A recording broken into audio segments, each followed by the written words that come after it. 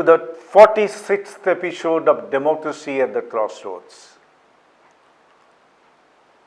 We all know that last Thursday, February 15, in a landmark decision, a 5-judge constitutional bench of the Supreme Court of India struck down the Electoral Bond Scheme, saying it is unconstitutional.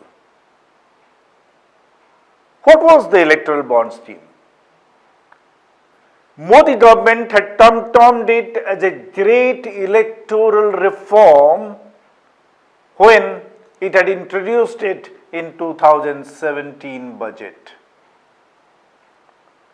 But the Election Commission then had castigated the Electoral Bond Scheme, saying that it pushed the country back by several decades in the progress towards transparent electoral finance. Why did the Election Commission say so? It was because till 2017, corporate houses used to give legitimate donations to political parties by checks, bank drafts, or digital transfers. And the details of all such transactions used to be mandatorily submitted by the political parties to the Election Commission, which used to make it public. The corporate houses were then legally bound to announce all their donations in their official statement of account, which was in the public domain. So, till 2017, all such transactions between the corporate houses and the political parties were open and transparent. Political voters of the country had access to it. The investors and shareholders of the companies had also access to it. But what did Electoral Bond Scheme do in 2017? It brought about two changes. Instead of checks, bank draft, or digital transfer, it said the corporate houses willing to do political donations will have to do it through the electoral bonds, which would be available only in the State Bank of India, a bank which is controlled by the Government of India. Every political party would have a designated bank account in the State Bank of India to receive these electoral bonds. So, the Electoral Bond Scheme ran like this. The business houses will buy the electoral bond of any denomination from rupees 1,000 to rupees 1 crore from the State of India, and then submit those electoral bonds in the account of the political party of their choice in the State Bank of India. But the most important change the Modi government introduced in the Electoral Bond Scheme was this: that neither the political parties receiving the money nor the business houses donating the money would have to give details of those transactions to the statutory bodies, which was the case before.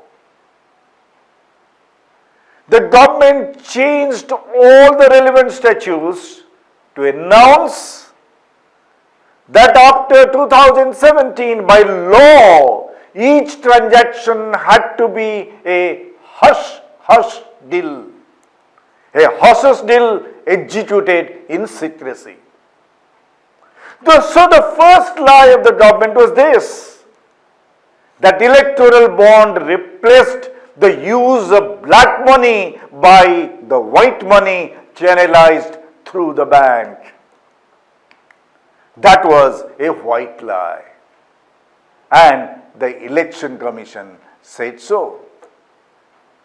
In an affidavit submitted to the Supreme Court way back in November 2017, the Election Commission had then said that the electoral bond scheme was regressive because it replaced white money with the only difference. Earlier, everyone knew which corporate body was giving how much money to which political party. But under the new dispensation, everything is under wraps.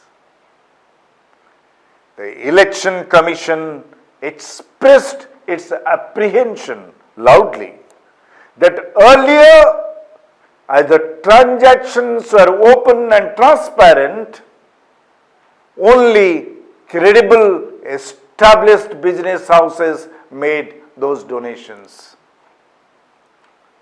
Now that everything is under cover, many shell companies, many loss-making companies would launder their black money as white money and get away with it. So, the Election Commission said the opaque electoral bond scheme would nurture the devious culture of quid pro quo while laundering black money into white. The Supreme Court of India found strong force in the Election Commission's argument. Justice Sanjeev Khanna minced no words when he wrote in his concurring judgment. He said this: by ensuring anonymity, the electoral bond scheme ensures that the money laundered on account of quid pro quo escapes eyeballs of the public. Such offences, when committed by a party in power, can never see the light of the day, he said, if secrecy and anonymity is maintained. Justice Khanna's conclusion was this: